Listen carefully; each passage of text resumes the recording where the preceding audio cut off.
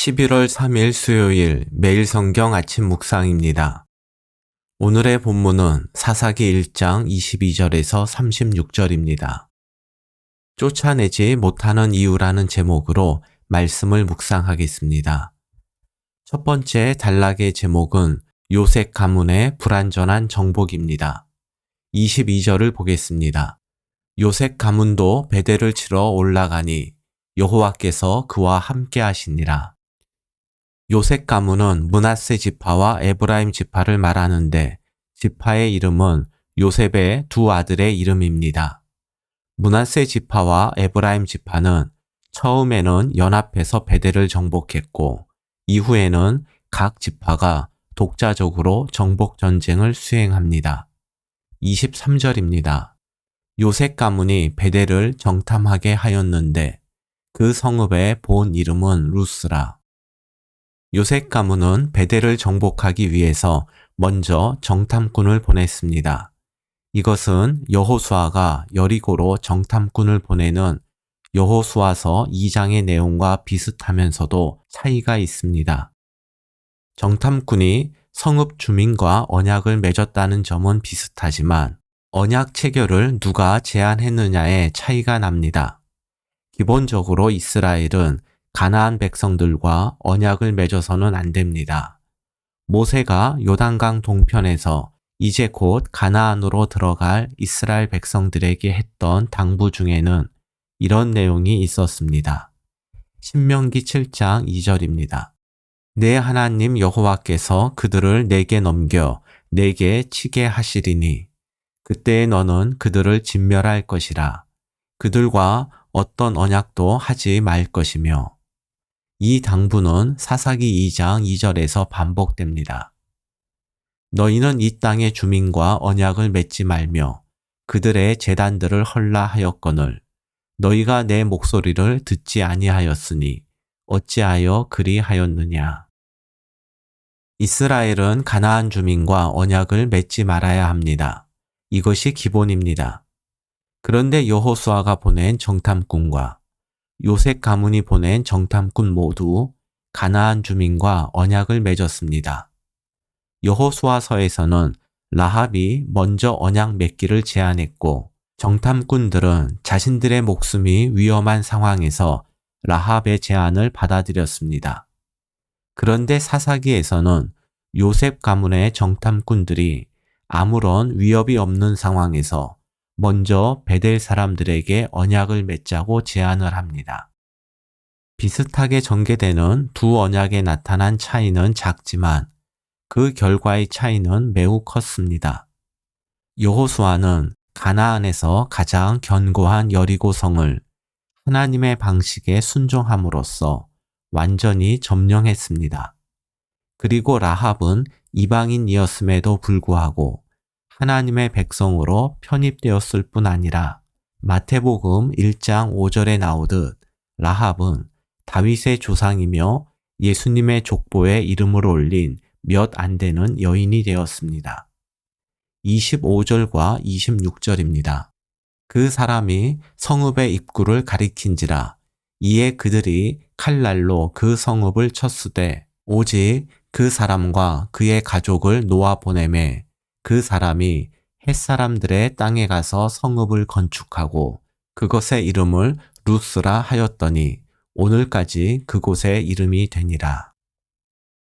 요셉 가문이 살려준 사람들은 라합 가족과는 달리 가나안의 소수 부족이었던 헷사람들의 땅에 가서 정착을 했습니다.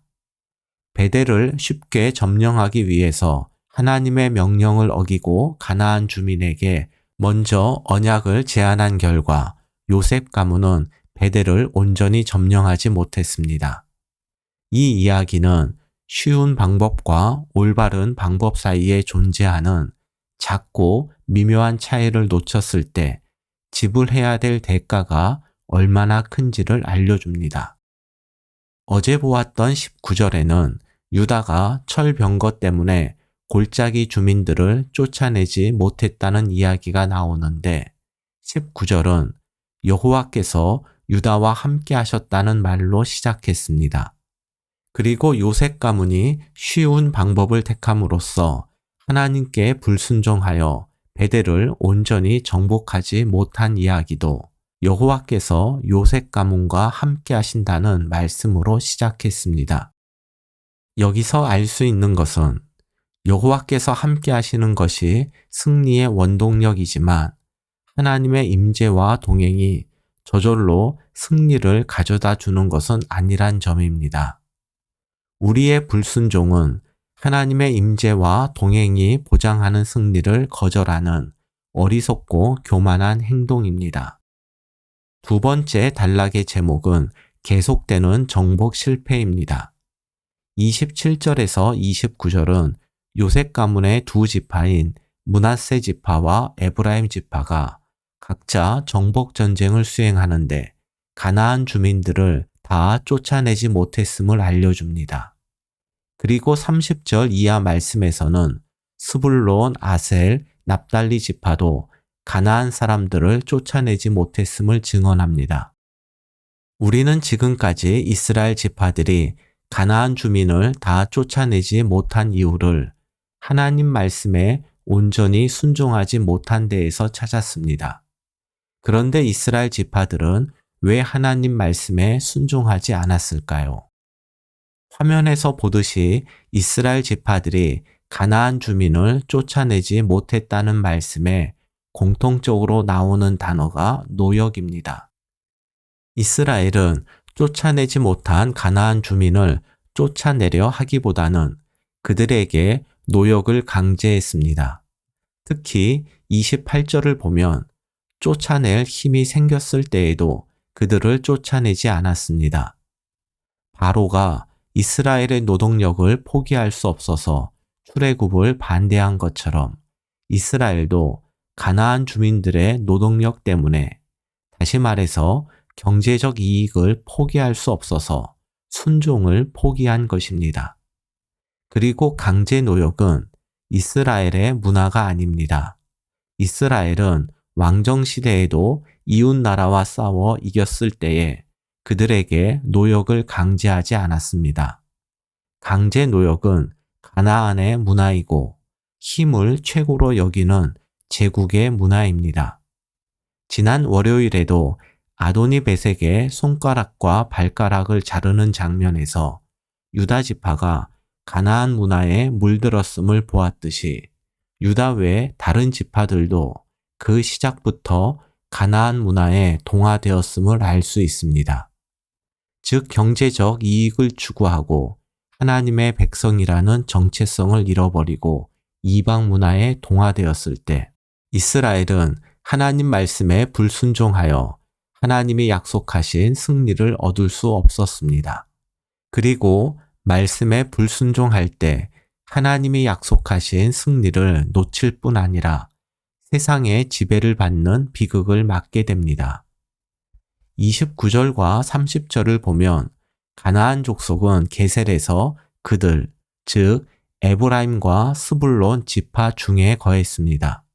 이것은 함께 살되 그 주도권은 에브라임과 스불론에 있음을 의미합니다. 이처럼 이스라엘이 주도권을 쥐고 가나안 주민이 더부살이 하는 것이 이스라엘과 가나안이 함께 거주하는 형태였습니다. 그런데 이러한 거주 형태에 변화가 옵니다. 32절과 33절입니다.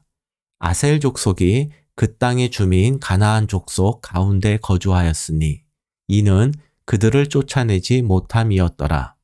납달리는 베세메스 주민과 베나낫 주민을 쫓아내지 못하고 그 땅의 주민 가나안 족속 가운데 거주하였으나 베세메스와 베나낫 주민들이 그들에게 노역을 하였더라.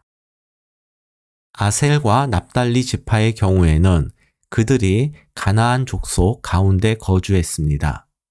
경제적 이익을 추구하고 가나안 문화에 동화되어 하나님 말씀에 불순종한 결과 이스라엘에게 있던 주도권마저 가나안으로 넘어갔습니다. 주도권의 역전 현상은 여기서 머물지 않았습니다. 34절에서 36절입니다.